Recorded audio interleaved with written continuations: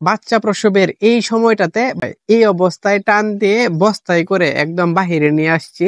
বিষয়টা এরকম ভাবে ঘটছে, গাবি জানে না তার একটা বাচ্চা হয়েছে এবং বাছুর জানে না তার একটা মা আছে।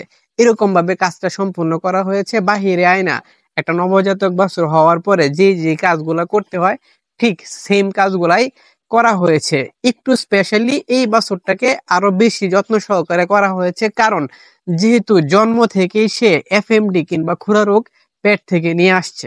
মাশাল্লাহ, বাছুরটা যতটুকু আশা করেছিলাম আলহামদুলিল্লাহ এরকমই হয়েছে। দেখতে পাচ্ছেন খুবই সুন্দর একটা বাছুর হয়েছে, কিন্তু দুঃখজনক ভাবে সে জন্ম থেকেই পেট থেকে খুরা রোগটা নিয়ে আসছে। যেহেতু এই বাছুরটার মা এফএমডি তে আক্রান্ত, এই বাছুরটাকে সুরক্ষা দেওয়ার জন্য একদম আলাদা করে ফেলছি। দেখতে পাচ্ছেন এই যে নেট দিয়ে বেড়া দেওয়া, সুন্দর করে নেট দিয়ে বেড়া দিয়ে আলাদা করে তাকে এই অবস্থায় রেখে দিচ্ছি। এই যে নেটের ভিতরে যে ঘরটা, এই ঘরটাতে এই বাছুরটা থাকে, একদম আলাদাভাবে সুরক্ষিত রাখা। এটার ভিতরে আমি নিজেও ঢুকি না।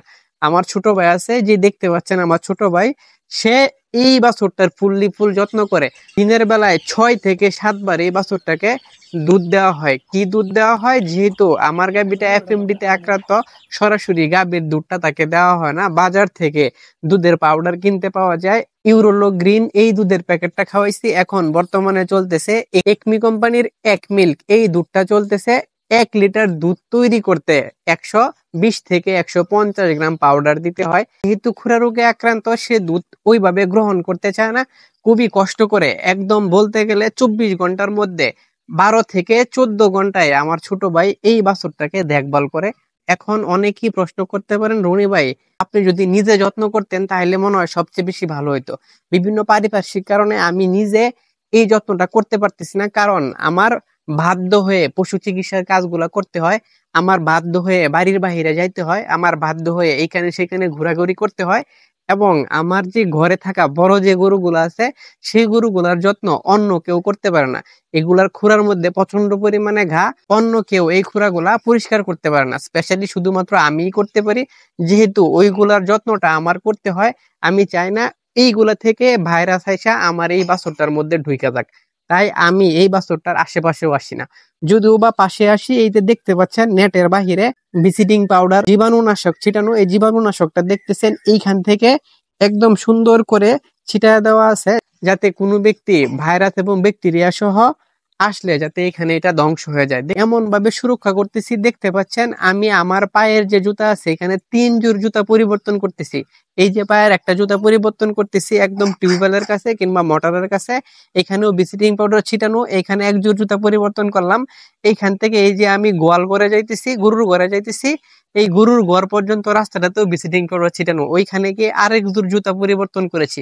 দেখতে পাচ্ছেন গরুর ঘরটাতেও একদম সুরক্ষিতভাবে ব্লিচিং পাউডার ছিটানো, যাতে খুব দ্রুতই যেই ভাইরাসটা অলরেডি ঢুকেছে, যে এফএমডি রোগটা ঢুকেছে, যাতে খুব দ্রুত এটা নিরাময় হয়ে যায়। মহান আল্লাহ পাক আমার চেষ্টা এবং মহান আল্লাহ পাকের দয়ায় যদি ভাইরাসটা খুব দ্রুত ঘর থেকে বাহির হয়ে যায়, আমার বাছুরটাও তত দ্রুত সুরক্ষিত হয়ে যাবে। যদি মহান আল্লাহ পাকের দয়ায় এই বাছুরটা যদি হায়াতে বাইসা থাকে এবং বাছুরটা যদি সুরক্ষিত থাকে, আমি এই বাছুরটার নামকরণ করব দয়া। অলরেডি এই বাছুরটা খুরা রোগে আক্রান্ত, মুখ দিয়ে লালা ঝরতেছে, খাবার দাবার বন্ধ, পায়ের খুরায় গা হয়ে গেছে। ছোট ভাই দেখতে পাচ্ছেন পায়ের খুরায় ওষুধ লাগাই দিচ্ছে, সে পুরা শরীরে যাতে মাছি টাছি না বসতে পারে সেই জন্য ওষুধ লাগাই দেয়। তার যে যত্নটা এটা একদম অসম্ভব এবং অকল্পনীয়। এত যত্ন গরুকে করা যায়, তাকে না দেখলে কোনোভাবেই বোঝা যায় না।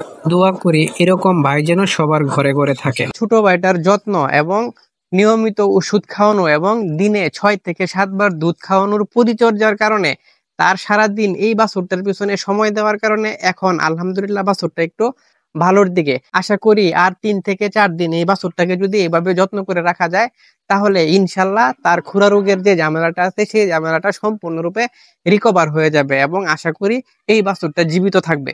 এই যত্নের প্রক্রিয়ায় বাছুরকে কি কি ওষুধ খাওয়ানো হয়েছে এটা আপনাদেরকে এখন বলতেছি। এই যে প্রক্রিয়ায় আছে দেখতে পাচ্ছেন একদম জীবাণুনাশক চতুর্দিকে ছিটানো আছে। ছোট ভাই যখন এটার ভিতরে ঢুকে এবং বাছুরকে ওষুধ খাওয়ায় কিংবা দুধ খাওয়ায়, এখানে যে পটাশ পানি আছে সে পটাশ পানি দিয়ে ভালো করে হাতটা ধৌত করে, পাটা ধৌত করে তারপর ভিতরে ঢুকে, এবং এটাকে জিঙ্ক খাওয়ানো চলতেছে, জিজবেট জিঙ্ক খাওয়ানো হচ্ছে, এবং তাকে যাতে মাছি আক্রমণ না করে, সেই জন্য মাছির একটা স্পেশাল ওষুধ আছে, সেই ওষুধটা তার শরীরে লাগাই দেওয়া হচ্ছে। এবং পায়ের খুরায় যে ঘা আছে সেই ঘাটা নিরাময়ের জন্য এক্সওয়েল একটা ওষুধ দেওয়া হচ্ছে। ব্যাকটেরিয়া এবং ভাইরাস জন্য ডাস বিএস এই পাউডারটা খাওয়ানো হচ্ছে, যাতে বাছুরের অ্যান্টিবডি খুব দ্রুতই ফিরে আসে। প্রিয় ভাই বোনেরা, আর মাত্র 3-4টা দিন কোনোভাবে যদি এভাবে যত্ন করে তাকে রাখা যায়, তাহলে আপনাদের দোয়া এবং আল্লাহ পাকের দয়ায় এই বাছুরটা সম্পূর্ণরূপে সুস্থ হয়ে যাবে। তাই এই বাছুরটার নামকরণ, যদি আল্লাহ পাক তাকে সুস্থ রাখে, আমি তার নামকরণ করব দয়া। ভালো থাকবেন, সুস্থ থাকবেন, কাউ কেয়ার গরুর সাথে থাকবেন, আপনাদের রনি ভাইয়ের সাথে থাকবেন। আসসালামু আলাইকুম ওয়া রাহমাতুল্লাহি ওয়া বারাকাতুহু।